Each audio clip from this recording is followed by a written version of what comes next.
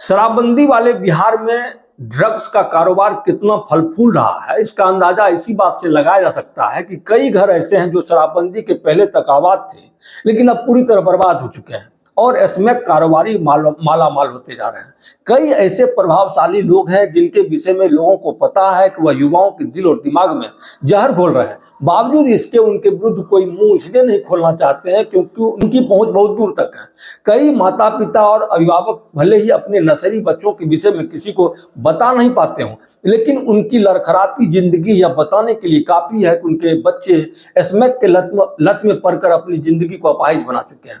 उनके बच्चे जिंदा हैं, लेकिन उनके दिमाग को स्मैक अंदर से इतना खोखला बना चुका है कि अब वह सिर्फ कहने को जिंदा है। सच तो यह है कि अब उनकी जिंदगी निरर्थक बन चुकी है और वह सिर्फ और सिर्फ जिंदा लाश बन चुके हैं।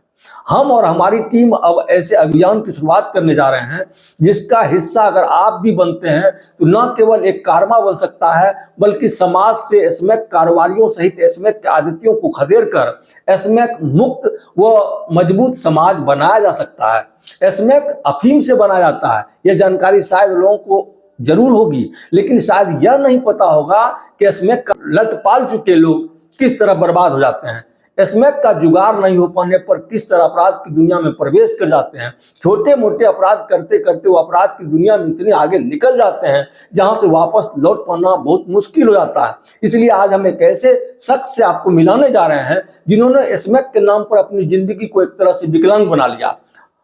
अब वो अपने आप को काफी हद तक संभाल तो लिए हैं, लेकिन समाज के अन्य ऐसे युवाओं की जिंदगी संवारने की उनकी चाहत है जिन्होंने अपनी जिंदगी में स्वयं आग लगा ली है। विपिन जी, विभिन्न पार्टियों का भ्रमण करते करते आप स्मैक के दलदल में कैसे फंस गए? पिताजी ढाबा नाम से NH पर संसारपुर में ढाबा खोले थे और ढाबा चलाने के दौरान जो है ढाबा पे विभिन्न प्रकार के आदमियों का आना जाना होता था। उसके बाद वहाँ 24 घंटा का सर्विस है ढाबा, कोई NH के बगल में है तो स्टाफ था, दिन भर रहता था। समसौन के बगल में था, रात में तो टिकता नहीं था स्टाफ, रात में हमको खुद सोना पड़ता था होटल पे।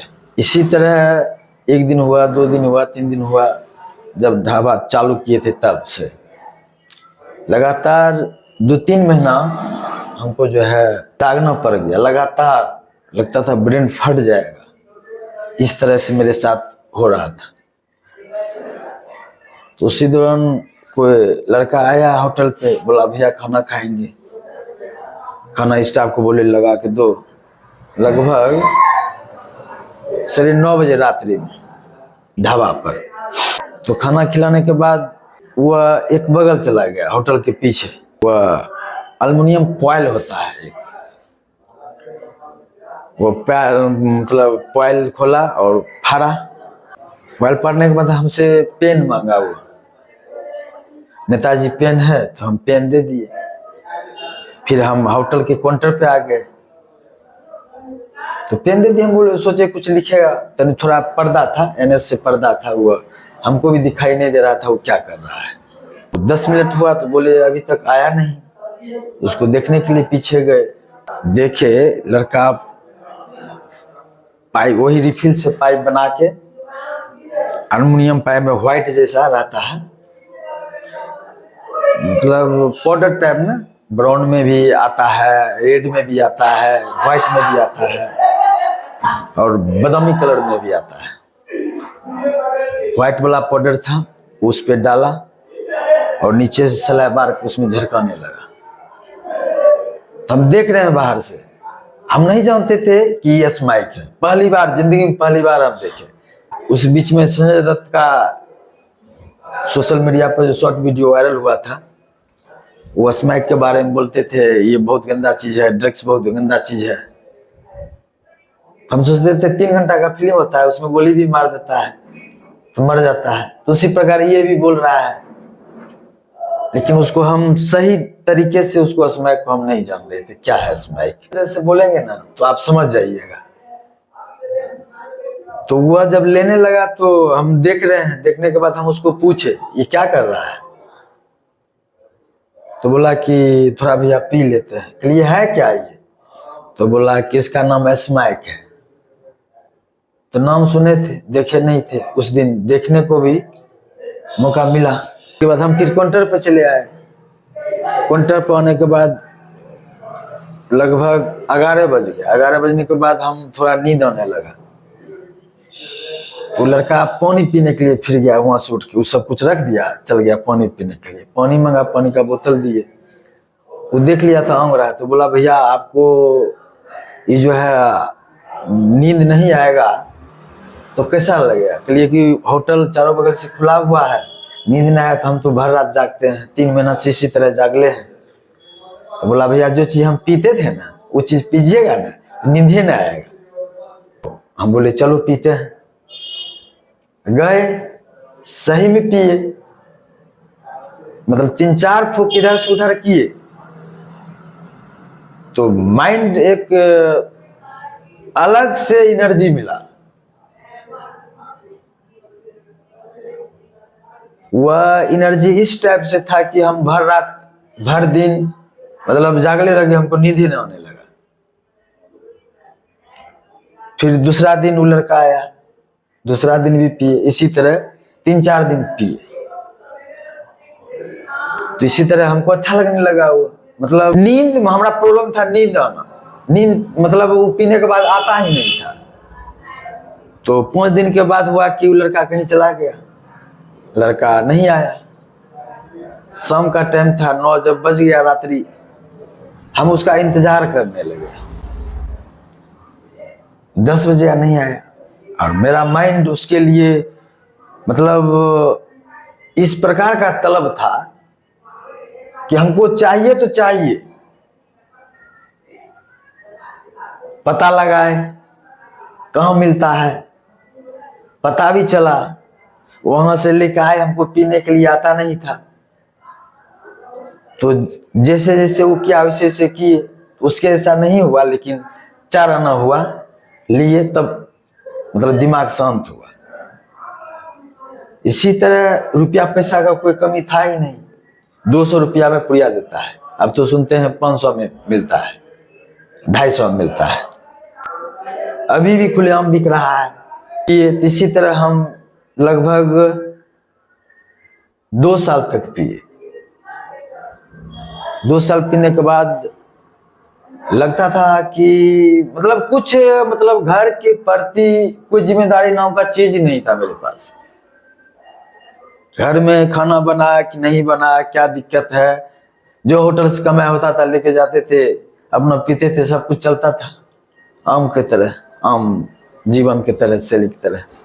ऐसा समय आ गया हमको कि होटल बंद करना पड़ गया। हम सोच लिए कि अब होटल पड़ेंगे मर जाएं, क्या कि यहाँ देखने वाला कोई नहीं, कहने वाला कोई नहीं। और सुबह शाम नहीं पीने लगे, सवेरे पिए, 2 घंटा के बाद फिर पिए। फिर इसी तरह डेली का मेरा खर्च उस समय 4000-5000 रुपये का डेली होता था। रुपया आता था, कोई टेंशन नहीं था। होटल जब बंद हो गया तब पर भी 6 महीना जो रुपया होटल से कमाए थे उसका पिए। पीने के बाद होटल बंद हो गया, कमाई का स्रोत जो है वो खत्म हो गया। तो हमने सोचा छोड़े, बहुत गंदा चीज है, हमको छोड़ना चाहिए। सब कुछ खत्म हो गया था। स्मैक के लत में पड़ने के बाद कितना रुपया बर्बाद किया? लगभग 1.5-2 करोड़। 1.5 करोड़? 1.5-2 करोड़। तो फिर ये अचानक मतलब इतना रुपया बर्बाद करने के बाद फिर कहाँ से इस तरह की मतलब ताकत मिली कि इस नशा से हम उबर सकते हैं? नशा से उभरने का बात ऐसे नहीं आया। जो लड़का पीता था स्मैक, हम उसको खुद अच्छा बात बोलते थे, करते नहीं थे। हम अपना पी रहे हैं, दूसरे को समझा रहे हैं मत पियो, गंदा चीज है। हमने आज तक अपने जीवन में अभी तक मैंने किसी को प्रेरित नहीं किया स्मैक पियो। जब से मैंने जाना ये बहुत गंदा चीज है, इसको नहीं पीना चाहिए, तो मैं लोगों को, युवा पीढ़ियों को याद करने लगा कि नहीं पियो, गंदा चीज है। अच्छा, शराबबंदी वाले इस बिहार में स्मैक आया कहाँ से? कम खगड़िया में स्मैक कहाँ से आया? खगड़िया में स्मैक आपको जैसे सुनने में आ रहा है, यहाँ वेस्ट बंगाल में एक मतलब कालियाचक नाम का जगह है, उसको वैसे छोटी पाकिस्तान भी बोलते हैं, वहां से इसका उत्पादन शुरू हुआ, मतलब लाना। अभी खगड़िया में कितने पॉइंट पर स्मैक उपलब्ध होगा, मतलब कितने लोग इस कारोबार में संलिप्त होंगे? लगभग 500 व्यक्ति, मतलब हर एक गांव 2 गांव छोड़ के एक बेचने वाला है। अच्छा, हमको एक चीज बताइए कि मान लीजिए अगर 1 किलो स्मैक कारोबारी लाया तो कितना कीमत देता होगा वो? जैसे 1 किलो स्मैक का अच्छा क्वालिटी का अगर होगा वो 12 लाख, अच्छा क्वालिटी का होगा। फिर बेचता कितना में होगा? वह लगभग करोड़ों का पूंजी बनता है। 12 लाख का स्मैक लाया तो वो कम से कम बनाएगा तो 75 लाख। अच्छा, मान लीजिए आप 3-4 साल इस मतलब नशे के गिरफ्त में रहे, तो आपको तो इतनी जानकारी होगी कि खगड़िया में, कम से कम खगड़िया में कितने युवा जो हैं इस नशे में पड़कर अपनी जिंदगी को बर्बाद कर चुके हैं। अभी जो है हम 2019 से स्टार्ट किए थे पीना, उस समय जैसे 100 युवा है, उसमें से 25 ऐसे युवा थे इसका शिकार थे उस समय। नए पीढ़ी का ही युवा हमें सिखाया भी, नए युवा हमसे जो मतलब उसको ऐसे 4G बॉय बोल सकते हैं कि 25-26 वर्ष का लड़का से हम मतलब वह इतना छोटा बच्चा हमको सिखलाया पीने के लिए। अच्छा, अभी के समय में मतलब कितने उम्र के मतलब जो लड़के हैं वो ज्यादा प्रभावित हो रहे हैं स्मैक से? इसमें सब युवा पीढ़ी 5 जनरेशन 6 जनरेशन सब स्टार्ट हो गया। 5 में पढ़ रहा है स्मैक पी रहा है, 5 में पढ़ रहा है वो अभी स्मैक पी रहा है। अच्छा, आप ये बताइए कि इस मतलब नशे के दलदल से आप निकले कैसे? आप निकले, हम अपने घर के समस्या को देखे। लोगों को यह बताइए कि इस नशे के दलदल से आप निकले कैसे? घर की समस्या दिनों दिन बढ़ते ही जा रही थी और घर का दुख से हम प्रभावित हो गए और आत्मा गवा देने लगा, जिससे मैंने दुनिया में लाया अपने बाल बच्चे को। उसका परवरिश अच्छा नहीं हो रहा है। हम अपना नशा के चक्कर में मैं अपने भविष्य बच्चे का नहीं बर्बाद कर सकता। मैंने अपने वाइफ को बोला तो वाइफ भागलपुर में मायागंज है हॉस्पिटल, नशा मुक्ति केंद्र बिहार सरकार का, वहाँ गया। वहाँ 1 महीना इलाजरत थे। वहां से जैसे ही छूटे वही दिन आके फिर पिए। वहां अंदर में थे तो ठीक है, बाहर की दुनिया में आए, मतलब इस तरह जानिए कि अपने खगड़िया जिला में मतलब हवा में उसका वायरस है, स्माइक वायरस है एक प्रकार का। वो नशा नहीं है, शराब उससे कई गुना अच्छा है। इस दुनिया में आने के बाद जो है 98 विवाह नहीं छोड़ पाते हैं। समाज इसके प्रति ज्यादा ध्यान आकृष्ट नहीं करा पाए, वो प्रतिनिधि के द्वारा हो कि प्रशासन द्वारा हो। अच्छा, अब आप यह शपथ लेते हैं कि अब कभी भी स्मैक का सेवन नहीं करेंगे? नहीं, कभी नहीं। बाप रे बाप, ये माँ भगवती माते दुर्गा का आशीर्वाद है कि हम मतलब उससे मुक्त होकर आ गए। हम भगवान को धन्यवाद करते हैं। अच्छा, जो युवा या अन्य उम्र के लोग इस दलदल में हैं, स्मैक के दलदल में हैं, उनको आप क्या संदेश देना चाहते हैं? ये गंदा चीज है, हम छोड़े हैं, आप भी छोड़िए। हम जानते हैं एक दिन में नहीं छोड़ पाइएगा। हम जानते हैं एक दिन में कोई भी युवा पीढ़ी का लोग नहीं छोड़ पाएगा, लेकिन वो चाह ले तो एक दिन जरूर छूट जाएगा। वो चाहेगा तो जरूर छूटेगा, चाहत होनी चाहिए। अच्छा, पुलिस प्रशासन अगर स्मैक कारोबारियों के गर्दन पर हाथ रखना चाहे तो उनके लिए मतलब पुलिस पदाधिकारी के लिए कोई टिप्स है आपके पास क्या? देखिए, उनके पास तो बहुत, अगर वह सोच ले तो कौन चीज बंद नहीं होगा। उनको सब पता है, प्रशासन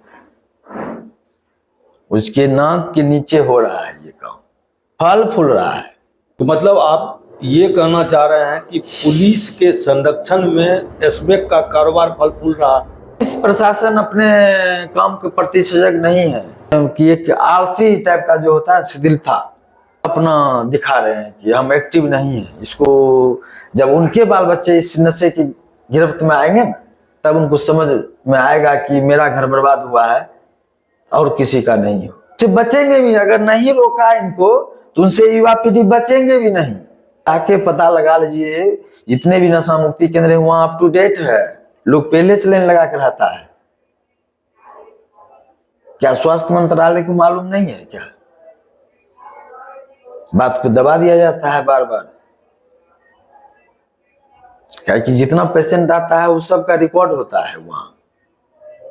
तो वहां जब समीक्षा बैठक अगर स्वास्थ्य विभाग का चलता होगा तो वहां तो इस बात को तो संतोष सर है एनएमसीएच में पटना में आदमकुआं में, और इन्हीं का प्रभारी है, नशा मुक्ति केंद्र का प्रभारी है। बिहार सरकार को उनसे जरा आइडिया ले ले कितना परसेंट स्मैक वाला केस आता है। सबसे कम आता है दारू वाला केस, उसके बाद आता है गांजा वाला केस। अगर 50 आदमी नशा मुक्ति केंद्र में भर्ती हैं, उसमें 45% जो है युवा पीढ़ी स्मैक के शिकार है। दोस्तों, स्मैक युवा वर्ग के लोगों को इस तरह बर्बाद कर चुका है जिससे बचाने की जरूरत है। आप भी हमारे मुहिम का हिस्सा बनिए। यकीन मानिए, आने वाले दिनों में स्मैक के कारोबारियों का जमींदोज होना तय है। आप हमारे चैनल को सब्सक्राइब करिए, लाइक करिए, और अगर कोई जानकारी आपके पास है उसे हमसे शेयर कीजिए। धन्यवाद।